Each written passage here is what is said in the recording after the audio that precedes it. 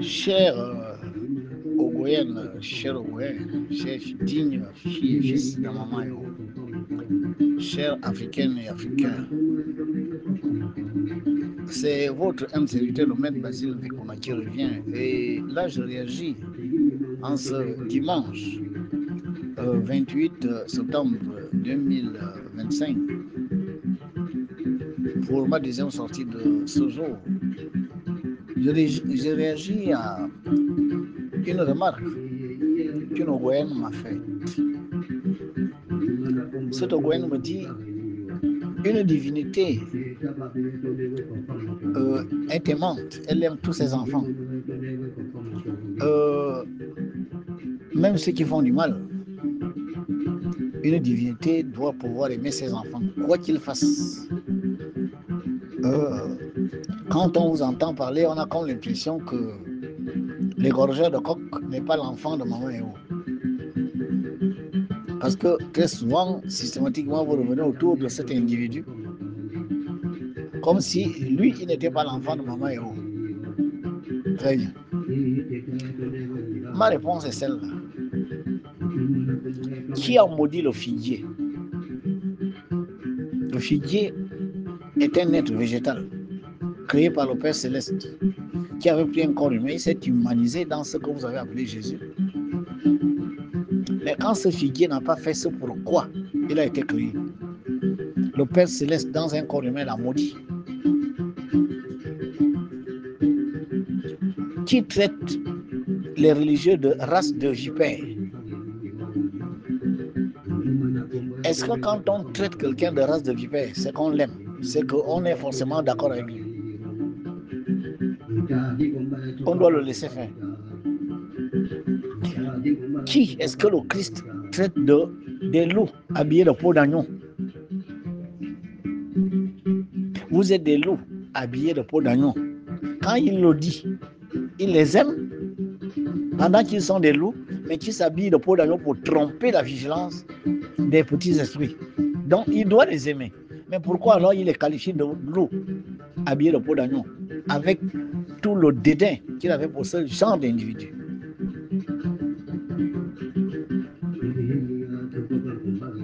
Mais je ne comprends pas. Nous apprenons qu'une météorite est venue des cieux et a détruit 2 villes, Sodome et Gomorrhe. Et qu'avant que cet incident arrive, quelqu'un, comme le maître qu'on le fait au Gabon, en Ogooué, disait: attention à ce que vous faites, attention à ce que vous faites. Ils n'ont pas compris. Ils ont pris l'autre pour n'importe qui. Mais un jour, la sanction divine est tombée. Mais pour quelle raison le Père Céleste n'a pas aimé, entre guillemets, les habitants de Sodome et Gomorrhe qui ont péri ce jour? Où est-ce que vous situez l'amour?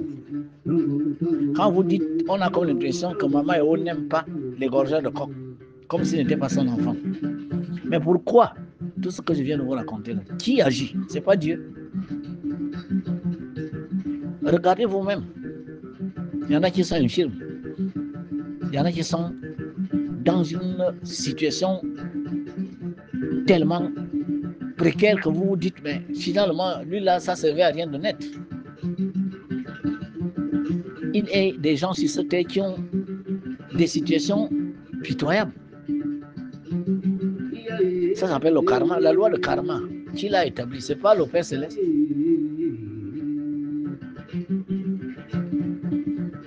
Si vous étiez Maman Eo, vous donnez un enseignement à vos enfants. Vous donnez une éducation à vos enfants. Vous leur montrez comment manipuler les armes, comment manier les armes, comment manier, n'est-ce pas, les machettes, les couteaux, etc. Ça là, c'est pour te défendre. Ça, c'est pour faire une plantation. Et que vous apprenez que ces couteaux, ces machettes, ces armes sont utilisées beaucoup plus pour massacrer vos autres enfants. Vous serez content.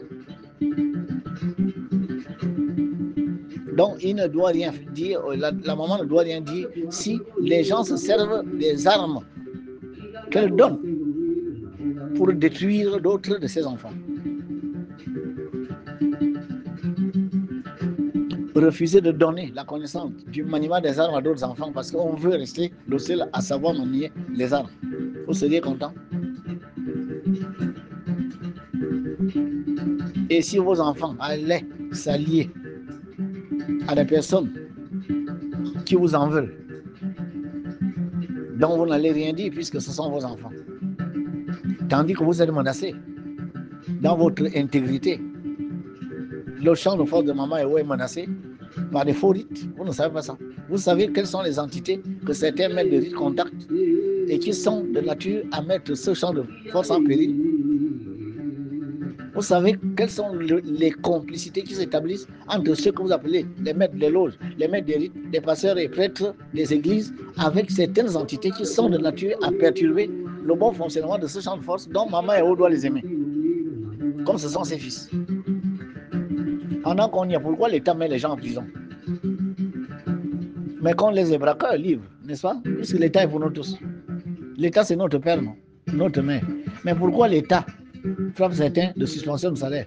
Pourquoi l'État envoie certains en prison? Pourquoi l'État, n'est-ce pas, prive certaines personnes de liberté, de ci, de ça, de ça? Mais vous ne savez pas ce qu'on appelle la sanction. La sanction n'existe pas. Donc, ce qui est en bas n'est pas ce qui est en haut. Donc vous sanctionnez bel et bien des gens qui vous font du mal, des gens qui violent les lois de la société, et vous ne voulez pas que les divinités sanctionnent ceux qui violent les lois des divinités. Mais vous avez une très mauvaise conception de la divinité. C'est exactement ça le problème.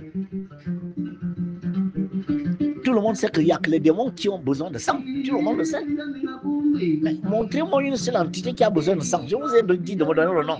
L'entité là est dans quel royaume? Le royaume du feu, le royaume de l'eau, de l'air, de la terre. Mais les entités qui ont besoin de sang sont les entités qui ont été corrompues par la Satanas. Parce que Satanas a besoin de sang. Parce que dans le sang, il y a la vie. Il ne peut plus avoir la vie parce que le Père Céleste, justement, que vous servez, qui est une divinité, la divinité principale, lui a enlevé ce chakra, l'a privé d'énergie vitale. Parce que justement, il s'est rebellé contre l'autorité de son Père. Mais vous, les humains, vous voulez lui donner la nourriture que le Père Céleste a décidé de ne pas lui donner aussi longtemps qu'il ne va pas se repentir. Bon, finalement, vous violez les lois de votre Père Céleste ou bien vous êtes en accord avec les lois. Si vous enfermez quelqu'un, votre enfant, en disant tu vas rester là toute la journée, tu ne manges pas, c'est à ce que tu comprennes que tu as mal fait. Et que quelqu'un derrière ouvre la porte, va lui donner à manger. Il sabote votre autorité, votre éducation, ou bien il la renforce. Mais pourquoi ce que vous admettez chez vous, les humains, les petits humains que vous êtes, pétris moi j'ai dit d'ignorance, d'accord?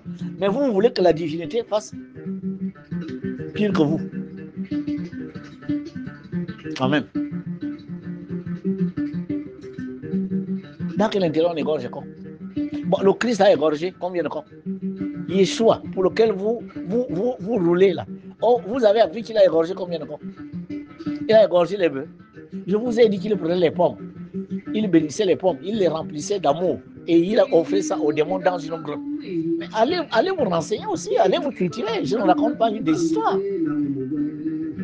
Les Esséniens qui m'entendent, les Essénistes, même les francs-maçons savent ce que je dis, que c'est vrai. Jésus faisait ça. Celui que vous appelez Jésus, il bénissait les pommes, il n'égorgeait pas les coqs, il n'égorgeait pas les bœufs. Le fait que Ismaël aurait il l'a mis sur le feu, Dieu lui a dit regarde le bélier, brûle le bélier, machin, égorge le bélier. Bon, quand Abraham a brûlé le bélier, c'est lui qui l'a mangé. Le bélier qui était là, vous savez d'où il venait? Mais qu'est-ce qu'Abraham a fait du bélier? Il l'a mis sur le feu. Le bélier a brûlé, c'est-à-dire le bélier a été livré aux élémentaux, feu et aux terres, c'est-à-dire Yahvé, Dieu. Mais vous mangez les bœufs que vous égorgez, vous mangez les coqs, vous mangez tout et vous dites c'est Dieu. Ça veut dire que vous sacrifiez, n'est-ce pas, des vies, que ce soit des vies animales ou des vies humaines, à des entités lourdes, à des entités ténébreuses. Satan, il n'y a que lui qui a besoin de l'énergie qui est dans le sang. Et quand quelqu'un fait ça dans une terre où une divinité a dit je veux sortir mes enfants de la pénibilité de la condition humaine parce qu'ils sont ignorants, je veux sortir mes enfants de cet esclavage mystico-spirituel dans lequel on les a plongés, je veux sortir mes enfants, n'est-ce pas, des fausses voies mystico-spirituelles, je veux sortir mes enfants d'une mystico-spiritualité ténébreuse, obscurantiste, sacrificielle. Donc, quand les gens, n'est-ce pas, violent cette volonté de notre divinité, on doit les caresser dans le sang du poil. Tout simplement parce que le maman est ouais, aussi sa mère, n'est-ce pas? Ah ben là, vous n'avez rien compris à ce qu'on appelle une divinité. Une divinité est une loi. Une divinité est une conscience. Une conscience agit par rapport à les lois. Vous êtes en harmonie avec les lois de la conscience vous récompense à travers des lois. Vous violez les lois de la conscience vous sanctionne à travers les lois, en vous ramenant à l'ordre. Celui qui touche le feu, quand le feu le brûle, il ne garde pas le doigt dans le feu, il l'enlève. Vous avez deux pieds, un pied pour avancer, un pied pour savoir reculer. Vous avez deux yeux, un œil pour voir les autres, mais l'autre c'est pour vous voir vous-même. Vous avez deux oreilles. Il y a une oreille pour entendre ce que les autres disent, mais vous devez aussi avoir une oreille pour vous entendre. Voilà ce que je suis venu vous dire. Car quand on viole les lois de la divinité, celui qui représente cette divinité ne peut pas vous caresser dans le sang du poil. Parce que la divinité elle-même est fâchée contre vous. C'est pour ça qu'il existe le karma. C'est pour ça qu'il existe des situations où le Père Céleste est obligé, n'est-ce pas, de mettre un peuple en péril. Regardez autour de vous.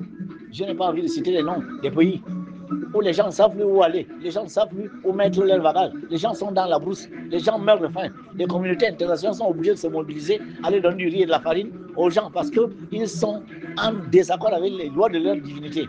Quand on vous dit qu'il ne faut pas que ça arrive au Gabon, vous venez prendre les gens à partie. Parce que les gens courent derrière les hommes du pouvoir, sont toujours avec les gens du pouvoir, donc ils sont forcément des grands esprits. Qui vous a dit, parce qu'on a pris une cita, on a mangé au bois sacré, on est forcément un maître lumineux. Tout le monde peut être capable de se projeter dans le plan spirituel. Mais qui savez-vous que l'on contacte là-bas? Est-ce que tout le monde contacte des entités positives? Pourquoi vous êtes naïf? Et pourquoi vous laissez-vous avoir par le paraître? Que savez-vous de ces gens-là quand ils sont hors de leur corps physique? Que savez-vous? Je suis désolé. Je suis porte-parole et représentant d'une divinité. Croyez-le ou ne le croyez pas. Ça est égal à Maman Eo, ça est égal au Maître Vasile Mbekula. Les enseignements que je vous donne ne sont pas des enseignements sacrificiels, ne sont pas des enseignements oscurantistes, ne sont pas des enseignements qui vous maintiennent dans l'ignorance. Je vous donne des enseignements qui élèvent votre conscience, qui vous font sortir de ces dogmes, de ces cercles ténébreux et de ces coquilles dans lesquelles on vous a enfermé en vous faisant croire que vous étiez dans les voies de la lumière, en tout temps on était en train de vous enfoncer dans les ténèbres. Et ça fait mal que je révèle certaines vérités qui sont cruelles. Je répète, cruelles, mortifères. Pour un peuple qui n'a besoin que d'une seule chose, être en connexion avec le champ de foi le plus puissant d'Afrique, l'un des champs de foi les plus puissants au monde. Paix sur vous.